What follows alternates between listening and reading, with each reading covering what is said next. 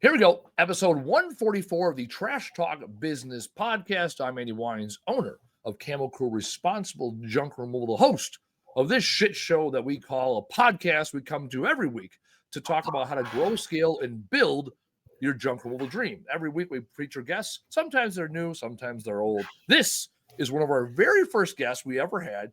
Tracy was episode 9 of the podcast. Taylor's going to come in here and yell at me in a second.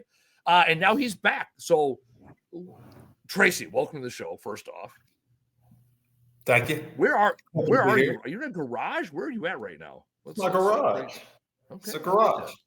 Yeah. I wasn't sure if you're. Yeah, no, I wasn't sure if it was a remodel of yours. You were.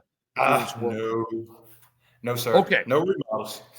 All right. Let's break this down, Barney style. Mm-hmm. We started the podcast in March of 2022. You came on the podcast, episode 9. See, I didn't remember that. So you came on in June, randomly. Like we had, right? First, I talked about this last week on the show. First 10 episodes of a podcast, you have no clue what you're doing. I had no clue what I was doing. Like, that's the math. And it takes about 100 episodes, for you, like, okay, we're starting to shape and mold. We think we got something going on. So within our first 10 episodes, we had you, random guy. You were working, you were making tires, making tires. We had you on the podcast on like a Tuesday, and you quit your job and started your business like the next Monday. That's accurate? That's accurate. But there's context, right? So there's context. So like I've been wanting to do this for a long time, start a business, right? For a long time. So I didn't just jump in willy-nilly. This is something that I've thought about, planned on, did some other stuff on the side, right? So I wouldn't I was a spring chicken, but I wouldn't an egg, I guess.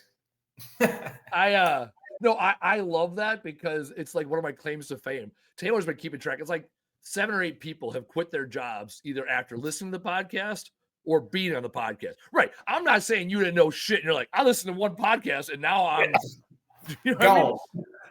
Right. Like that would be I could probably get sued for that, right? There's like a malpractice lawsuit in there somewhere. Okay. Yeah, I'm sure. So 2.5 years ago, you jumped into junk removal, and then you were on again 2 years ago. You were back on in February of 23. Mm-hmm. Yep, I'm doing my math.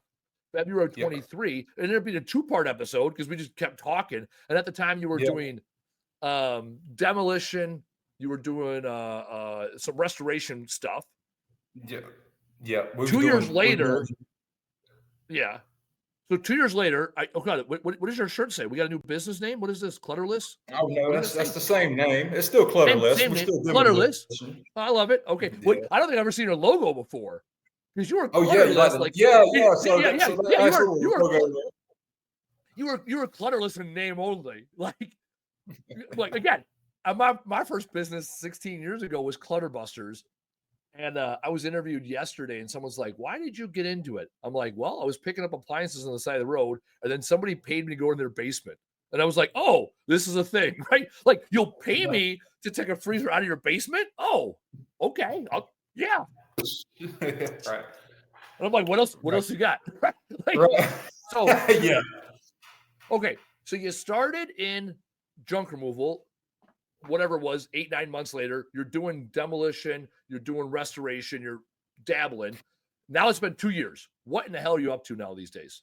Yeah, the audience, the people have been waiting for this moment. They've been waiting for this. But actually, 100 episodes. 100 episodes was the last time you're on episode 44. We're on episode 144. So people have been waiting 100 episodes to catch up with you. So what have you been up to now? Oh man, again, well, like I was telling Taylor, your guy, get my butt kicked. This is what I've been up to, sir. And you know exactly what I'm talking about. This is year number 3 for us. So, well, let's see, 22, 25, in June, it'll be year number 3. Yeah. So, I'm still getting my butt kicked, and I had to pivot a couple of times along the way. So I did go and get my contractor's license. I've got a commercial contractor's license that can do residential and commercial for non-structural. We got that because I wanted to get into remodels. So that was something that I was trying to tinker with and see if it would work out, and things like that. Because we already did the interior demolition. We can go in and we can tear it out. I had the contractor's license then I could hire the sub to come in for the put back. So we played with that for a little while. We did a few jobs, we did a few drywall jobs and things like that. And, it's something, that I'm glad that I did for a little bit, because I realized I don't want to do that. It's real labor intensive. You have to manage the subs. It's a lot. Yep. But it's not something that I wanted to do. So we backed out of that. Probably the fourth quarter of last year, Andy, we backed out of doing that kind of stuff, and I went real heavy on marketing for structure demolitions. So we've done those. We've done those in the past. We've done those in 2024, probably in 23 too. And this year, the fourth quarter of last year, I started marketing for it, and we're starting to get more leads for that now. There's a lot of people moving here. I'm in Lexington, South Carolina, so there's a bunch of people moving here, or at least they have been in the past 4 years. And a lot of the phone calls we get whenever we tear these structures down is people that's moving here. They bought a piece of land in a rural area. It's got an old dilapidated mobile home or old dilapidated house on it. It needs to be torn down. A lot of those phone calls that come in are those people. So we went real heavy into that. We're getting into that now. And the reason I wanted to do that, Andy, is because I feel like my roof's real high with doing that kind of stuff. Whenever I was doing the interior demolition and stuff, the roof is only high as many people as I could hire. And it's the same thing. It's the same thing with the structure demolition, right? It is, but it's not as intensive.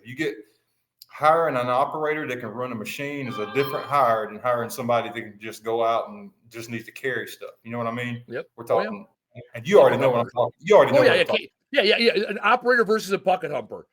Yes. Right? You're paying $15 an hour for a guy to hump a bucket, or $25 to run a machine. And that $25 running a machine can bring in a hell of a lot more money, safer, more efficient. And there's 20 bucket humpers for every one machine operator. Correct. A machine could do. Yes.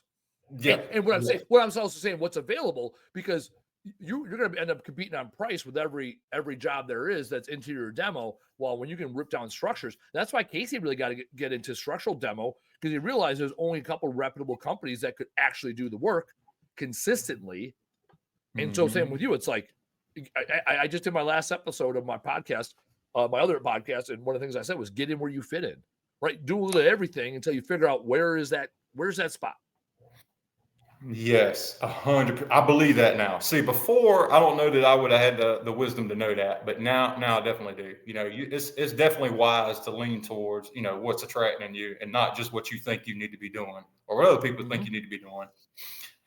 I've learned to I tell you, man, I think that you learn to trust yourself in the market eventually in time, right?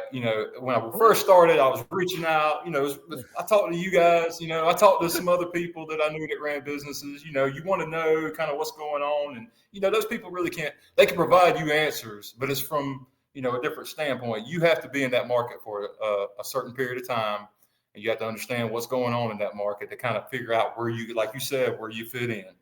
So I think that's great advice, to be honest with you. But that's something that I had to learn. Oh yeah. I think one time you called me, you're like, hey, I want some advice. You're like explaining all this shit. I'm like, yeah, make a decision. You're like, well, which one? I go, a decision. Right? Like, I don't know. You're like, I remember you this maybe a year or two ago. You called me. You're like, man, I don't know which way to go. I go, cool, good. Yeah, do it. Exactly. Right?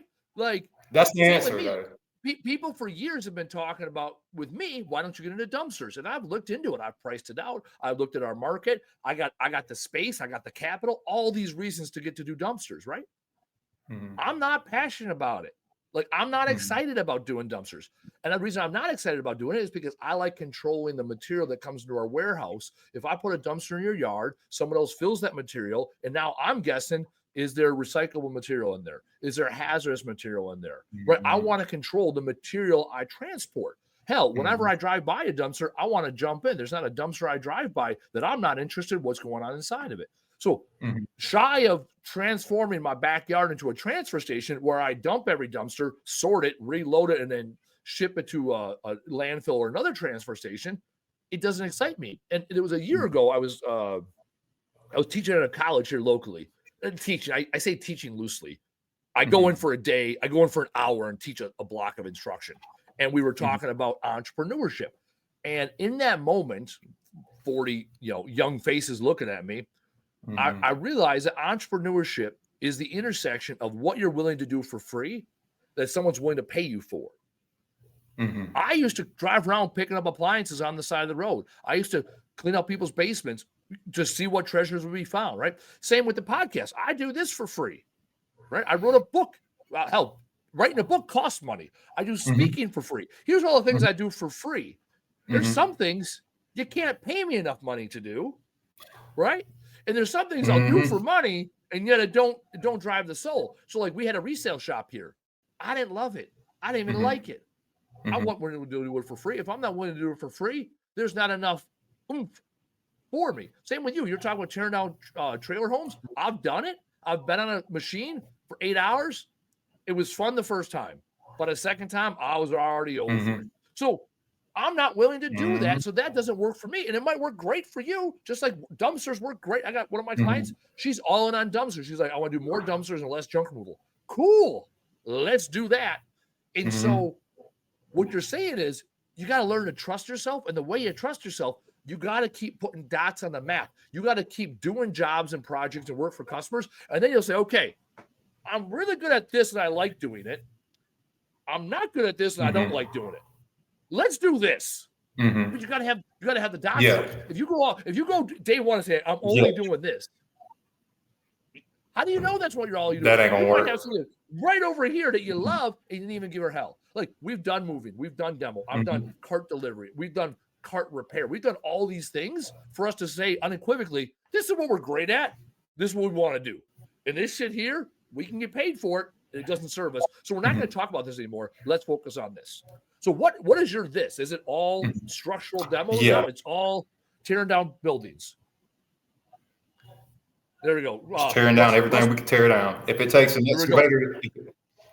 Rustberry, 50% gross profit on dumpsters. Yeah. Also don't see lose sales to cheap people. Here's what I love about Rustberry. Rustberry serves the pot. He is the I think we mentioned him on the podcast last week or 2 weeks ago, and my guest, I didn't know this, has an aversion to Russ, so we didn't even get into it. I love Russ, right? I think Russ he'll pop in the podcast, talk shit, and then maybe leave. I don't know. Awesome, I love it. You're right. If you want to get into dumpsters, 50% gross profit, right? And also, here I can advocate for it. Also, if you have junk removal and dumpsters, if someone wants a lower cost alternative, you can offer them the dumpsters. Awesome, right? Like he's not wrong. Right. That's right. Rustberry ain't wrong a lot of. I'll say this. I'll give Russ a shout. Russ is not wrong about a lot of things. He has a perspective that others don't agree with. They don't make him wrong. So, anyways, thank you, Russ, for chiming in, being a loyal listener. We got Taylor, get Russ back on the show so we can talk shit. I love Rustberry. I love Rustberry because I just see him. He be chirping. I like people that chirp because at least I know where he sits. He's always I know. I'm never guessing where his position is on stuff. I love Russ. Even if I'll argue with Russ about dumpsters right here, right, and also appreciate that he's like, yeah, he said it. Good. So anyway, we'll get Russ. Yeah, for sure. I think Russ is for goal, sure. Maybe Dude. But to your point, I shut out him every week at some point because he's like the villain of junk removal. That's why I like that guy. Anyways, yes, go on. Yeah, man. No, I think you're right, dude. You gotta find what it is, and that's where, like I said, you framed it to where you got to put the dots on the board to be able to know. Yeah, that's true. You got to have the information, man. You don't know what it's like to do a service, to run a service, or nothing like that until you do it for a little while, for a bunch of different kind of. I think we got something there. I enjoy doing that. I don't enjoy doing the demolition. I enjoy going out and setting the jobs up. I enjoy hunting them and finding them. I get a thrill off of the kill, as some would say, I guess. And that's kind of that's my role with that whole thing. We got a partner that we use for the excavation. So as soon as I get the job, I make sure the utilities are good and I hand it off. That's nice. I want to do that more. So. And you know, I'm looking forward to, Andy, like I'm looking down the road, like, well, if this works out, do I need to like buy a yard and start bringing stuff back there to store and separate, like kind of like what you do, I think there in Wisconsin? Yep, Wisconsin. Yep. Is it Wisconsin? Okay. Yeah, Okay, Wisconsin. good. Yep. All right. Surprised I remember that, to be honest with you. But yeah, man, I'm looking down the road trying to see what we can get into. Dumpsters is one that's crossed my mind. Actually, bigger trucks is what's crossed my mind. Demolition trucks and trailers, like the trailers. It's the big 18-wheeler demolition trailer. You know what I'm talking about. So I've looked at maybe buying one of those later on, but you know, that's on down the road right now. We got to get enough demolitions now to, you know, fund our fund.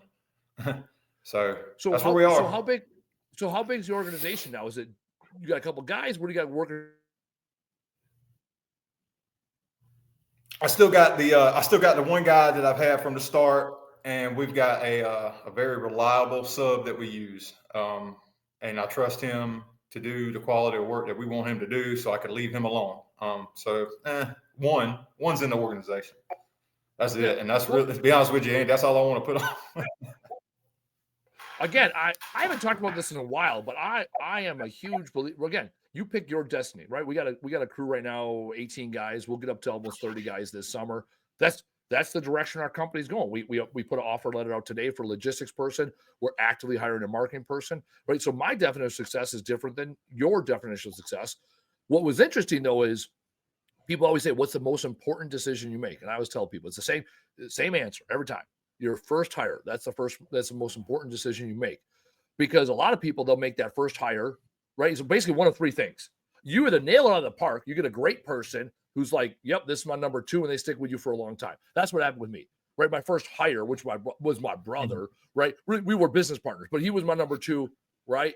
And for 4 years, I would not have done it without him. Could not have done it without him. I'll say that, right?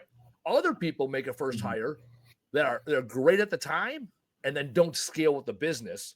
So they end up kind of slowing you down from where you could go because they were great then, but not where the future is. And then the third group of people, they hire someone that's terrible, and then it kind of ruins the taste in their mouth to hire people in the future. That's basically the only three people you can hire, right? Terrible, good, great now, or, you know, great now, good later, good now, great later, whatever, however you want to look at it.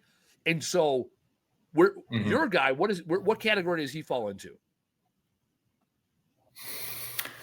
I would say he would be, well, he's number one right now. We're not scaled up, you know. I don't know if he's going to be a number two. But I'm saying we're not scaled up, but he's been with you. He's been with you for day one. Is he still scaling with you and growing with you? Man, he's all for growing and everything like that, dude. He's all for it, man. He is. But you know, we're not there yet, so it's hard for me to make that call. I don't think that he wants to go anywhere. But y'all been together for 2.5 years. If it grows, he's definitely going to want to stay. But even after 2.5 years, you got a pretty good idea because you've been scaling with him. He did the junk removal, he did the demo, now he's doing the house demo. So I mean, he's been that guy that's been with you. Like that's the whole point, because he ain't slowing you down, right? He still wants to move with you. So you made a great first hire, whether it was your first hire or just I got lucky. I got lucky. I got lucky. We'll say that because I know how, like you said, number threes. There's a lot of number threes. We don't like those number threes. No, because as if you got 20 employees, you can afford to have one or two individuals that aren't rolling the oars the same direction. If you got 2 employees, then one of them you go in circles if they ain't rolling the same, right? And I've been there. I've had business partners that I had a business partner over a year ago now, but back in 22 and 23, man, if I was going right, he was trying to go left every time. You know, you can't. And so no, and after almost 2 years of fighting that battle, I cut ties, moved on, ate it, started, basically jumped back in the business and repositioned us. And now the partnership I have with my current business partner, second best only to my brother, right? I mean, and he's dialed in. It was, and also my brother is got his own business now. My brother did not stick around, right? He was with me the first 4 years, and he wouldn't just stuck around because he's absolutely killing it in his business. He's an artist now, and he is social media star, killing it. I was gonna say, man, like it's not a bad thing if you hire the right person. I think it could take your business to the next level. So I'm not 100%. completely against hiring. It's just that not right now for us. It would be on down the road type thing. Yeah. But like I don't know. I've just had such bad experience with part timers up until now. It's just kind of like it's tough. Oh yeah. So But okay, let's anyway, talk about down the road. What I'll, are your I'll eventually hire. yeah. So speaking of down the road, what are the goals for this year? Where is the organization clutterless going this year? Sure. So I want to get to 5 demolitions a month at least. That's a goal. That's a pretty high goal for us. But I think it's attainable by the end of the year. But I feel like if we aim high and we hit low, it'll still be good. Mm-hmm. So that's kind of what I wanted to do this year. I wanted to find a way to get to about 5 a month, 5 of those a month, and that would be a big increase on our top line, and at the bottom line too. So that's kind of where I'm aiming to do this year. 3 to 5 years, like I said, it would be something where I'm at right now, right? It would be something like maybe we buy some dumpsters and dump roll off truck, or maybe we buy some hauling equipment and start doing stuff like that too. Maybe we buy a yard around here and we start bringing our metal back and we recycle it. Something like that on down the road is where I'm kind of leaning, because I see companies that are bigger than us and I see the stuff that they do and I kind of take notes from them, see what they're doing, because a lot of stuff, you could learn a lot from that. I feel like I might be wrong. I don't know. We'll see. But I look around at some of the companies in our region and see what they do that's bigger than us, and I kind of want to mimic them because I feel like that's a safe bet. Yeah, I mean, but I don't know that. Yeah, the key. Well, it's called We'll research, see. right? That's the key. The key is research. The key is to find the things Right. that other companies are doing that you might want to experiment with. One of the challenges often I've seen is, and I've seen this in junk removal, they'll say, well, this guy's doing it this way, so I'm just going to copy and paste this guy's plan. It's like, well, that ain't your plan. The goal is figure out what everybody else is doing, map out what parts of these businesses you like, and then that's your new North Star, and then compare your company to your North Star. So one of the simplest analogies I can make is I've worked for small businesses, I've worked for corporate America, and I've been in the military 20 years. All three of them are great at doing some stuff. All three of them ain't great at doing some stuff. So for example, the military trains people better than anybody else, right? Best training, it's regimented. It is the same. Every soldier goes through boot camp the last 20 years, had about the same experience, right? Modifies every couple of months, years, but it's about the same experience. Corporate America does a great job with KPIs. They know where every dollar went. Government, not so much, as we've recently found out Yes. with Elon Musk. Okay, right? So money management, KPIs, accountability, large corporations, they're great at that. Small business, they're great at culture, making people feel included, part of the team. Big business, they ain't so great at that, right? You're a number. So now I'm not going to be like, hey, I want to be just like WM. I used to work for WM. Right. I don't want to be like Sonoric Construction. This is a concrete company I just work for. I don't want to be just like that. And I don't want to be just like the United States Army. I want these three pieces from all people. So I'm like, okay, I want to have great training like the military. I want to have great KPIs like corporate America, and I want to have great company culture like a small business. Now, I'm no longer comparing myself to all these other businesses. I'm comparing myself to what I think will make our business the best. And so for you, looking at this company's doing this company's doing that. Because when you try to mimic everything another company's doing, you're always going to be behind. I've had a few competitors here locally that try to do all the things I'm doing. I'm like, good.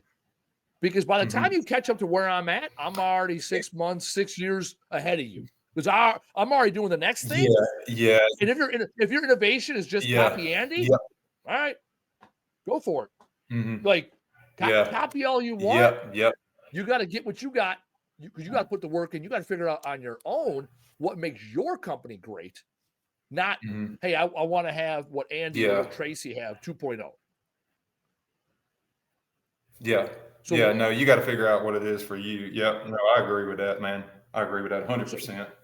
So looking at your business, look at your business, you said 5 demos a month. Are you doing anything else, or are you doing demos? Are you still doing junk removal? Are you still doing interior demo, or you're doing just tear downs? Yep. So we have through our interior demolition stint for 2 years, yeah, I guess it was a year and a half or something like that. Anyway, we built up. We had a bunch of contractors we did work for. After doing that for so long, they kind of attritioned themselves.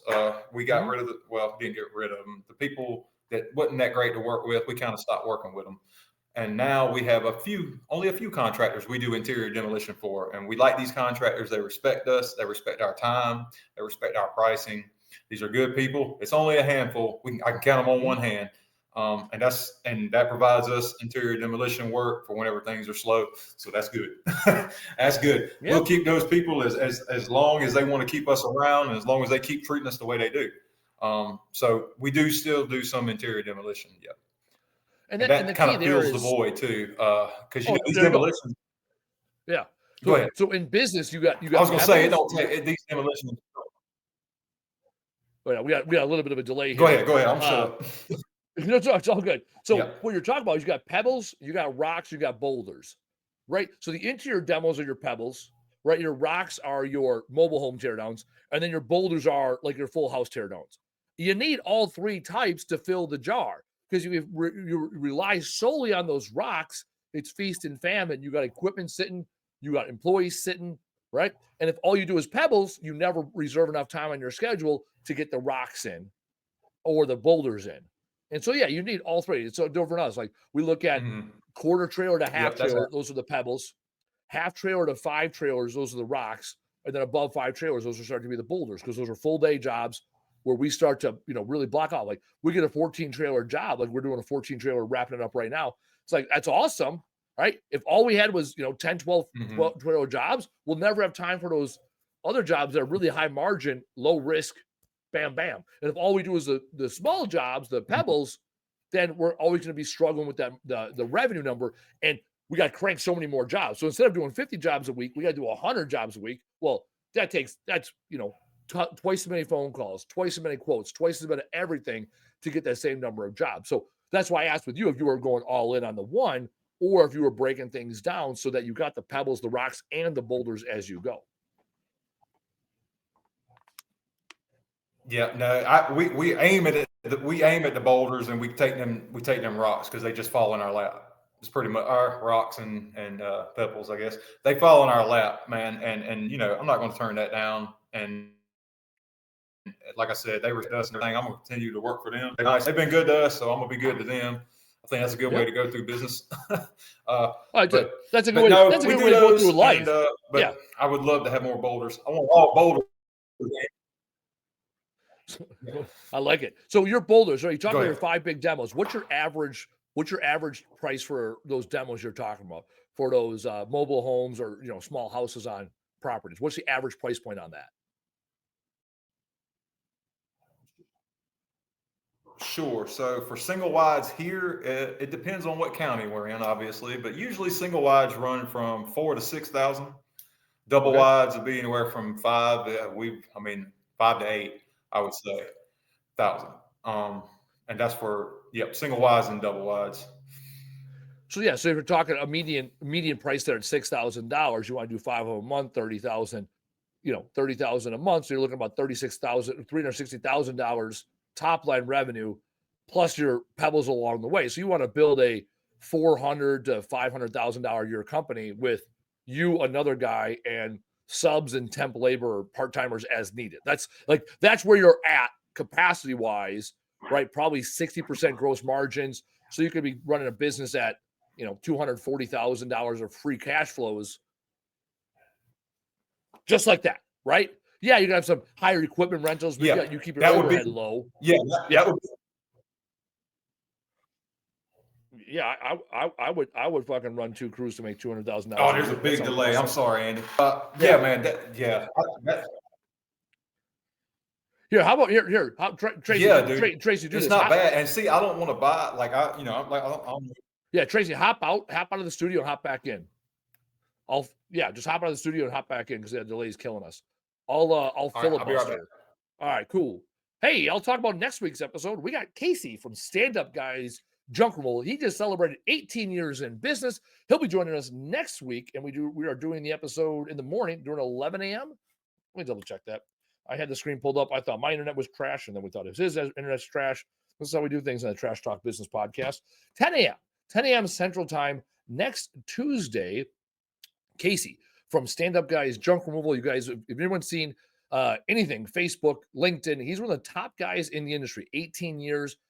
He runs a multi-million-dollar operation. I met him one time. I've seen him in passing. I'm really excited to know, hey, what have you been doing for 18 years? I thought about this earlier today. I've been back in junk removal for 3 years.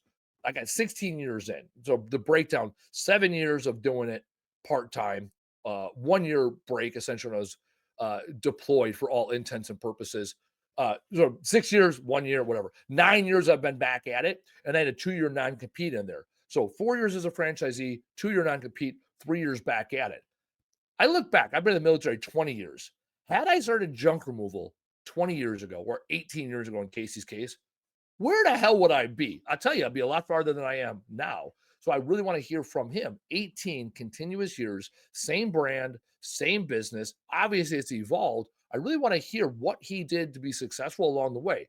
Because we have people like Tracy today who are, 2.5 years in, one employee, figuring out as he went. And now we're going to have this guy, Casey, who's been doing the thing, has remained independent to the best of my knowledge, and has continued to grow his business. He's continued to be influential in the market. So after 18 years, it's like, well, does it get stale? Apparently not, because he still puts out a lot of great content. He talks about the industry. He's a huge advocate. So next week's episode, 10 a.m. Central Time. I'm looking forward to it because it's the first time I'm going to take a deep dive with him. And then I would love to hear from you guys ahead of time, or even while we're doing the show. What are you guys looking forward to? What is it that you want to hear from a guy who's been doing junk removal 18 years? Where is the sound? Send your questions in to us, and then from there, we'll know exactly, I'll know what to interview him on, and tune in live so you can have Q&A. The host has muted your mic. Yeah, you're back, Tracy. We got you. Let's see if we're any better now. Now, where are we? At the living room? If in case you were wondering how to run a podcast, this ain't how to do it. Here we are on an episode, and audio was good to start with. We did our mic checks, and then like life and like junk removal, we need to adapt under fire. So adjust under fire. So we're going to talk about other episodes. 2 weeks from today, a noon episode.